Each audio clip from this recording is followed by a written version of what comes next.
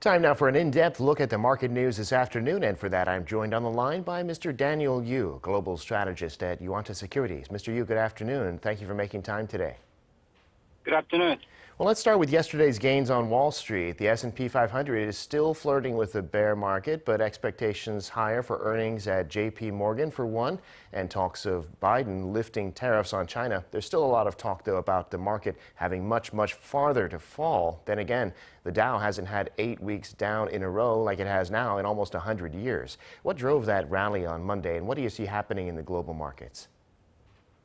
Yes, as you said, all three major index started quite strong this week, as the Dow closing over 600 points higher, and the S&P 500 and Nasdaq adding about 1.9% and 1.6% respectively, as the investors took advantage of a lower valuation following a sharp sell-off that we saw last week.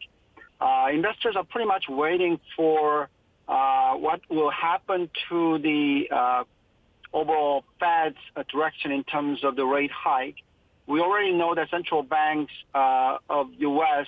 raising interest rate quite a high pace, and we've seen a big step where 0.5% rate rise that we saw, and we are expecting on June 15th that it will be another 0.5%. Most important factor is whether or not that might be able to slow down the rate hike despite the huge inflation pressure that you are seeing in the U.S. But we did see the inflation numbers are slowing down somewhat, and therefore there's some possibility that the Fed might slow down in terms of the rate hike pace. But nevertheless, if we look at the futures market right now, U.S. is down quite sharply, because the SNAP talked about the possible warning about the revenues and profit coming down quite significantly for the second quarter due to the deteriorating macroeconomic trend. All in all, everybody's concerned about the economic recession possibility of U.S. With the consumer sentiment becoming quite poor, falling to Michigan and sentiment going down to below 60. People are quite uncertain about what might happen to the economic condition. However, when we look at the overall lending rates and also the loan growth rate of U.S. and the consumer delinquency ratios, we think that U.S. might not be falling into the recessionary era, and therefore the current correction might be some buying opportunities. But nevertheless, the pace of the rate hike and the uncertainty about recession might cause the volatility to last for somewhat more time over the next couple of months. Well, you mentioned the next Fed meeting, and we have minutes coming up from the most recent one, and that seemed to weigh on investors here in Korea. Shares sharply lower today, also growing expectations for inflation here in Korea. Financial shares were a bright spot in the market today, though. Tell us about Korean stocks. Yes, if you look at the Kospi, it's down by 1.57%. Kosdaq is also down by 2.1% despite the U.S. recovery, because the U.S. futures markets were down quite significantly all day. There's continued uncertainty about the consumer sentiment and inflation numbers. The composite consumer sentiment of South Korea is down by 1.2 points to 102.6 in May compared to the previous month. The sentiment continues to deteriorate because of the living standard as well as the perspective in regards to economic conditions and also household income with the higher inflation pressure that we're seeing.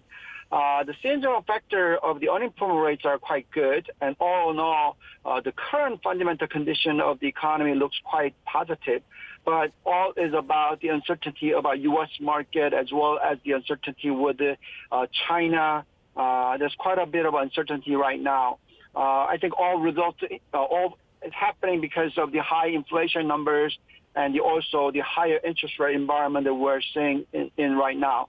As far as the Korea is concerned, if you look at the consumer debt as the percent of GDP, it's well above 100%. And therefore, the consumers might not be in a position to be a net buyer of the equity market or actually a heavily consume in the future. So all in all, I think that people are quite uncertain about the current condition due to the high inflation pressures and a weak Korean won.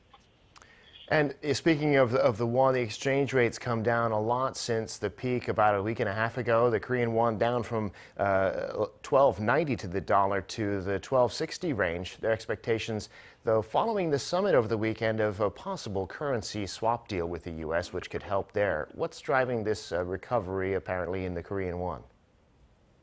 Yes, I think it's because of the current, as the Biden visits Korea, there's a possibility of the overall these currency swap deals be happening to Seoul and U.S. And if that happens, there's no reason for Korean won to depreciate further from the peak that we saw of about 12.90 territories. On top of that, if you look at the U.S. currency, the dollar index has peaked at around 105 and has come down to now below 102. Usually after the first rate hike, the U.S. dollar tends to appreciate over the 5 to 10 weeks. After that, it tends to depreciate over the next period of, say, about a year or so. If that's the case, then the dollar index might not be going up, but rather falling down to below 100, maybe go down to as low as 95 territories. If that happens, then I think that the foreign investors coming to Korean market might accelerate. Nowadays, foreigners are no longer net seller of the Korean market. We've seen some turnaround that we're seeing in terms of the futures market net purchases as well as the overall net purchases. Foreign investors are no longer major sellers. So all in all, the economy looks quite reasonably good with the currency appreciating, and the overall pictures are in favor of Korea with a lot of negotiation happening between the U.S. and Korea. So all in all, we think that the Korean market as well as Korean economy is not in a problematic era right now, but rather in a good position to be relatively doing better than the rest of the other Asian countries. So perhaps that next rate hike won't have the same effect on the currency as the first big step the Fed took. Well, Mr. Yu, we'll have to leave it there for today. Thank you, as always, for sharing your insights with us. We appreciate it. Thank you very much.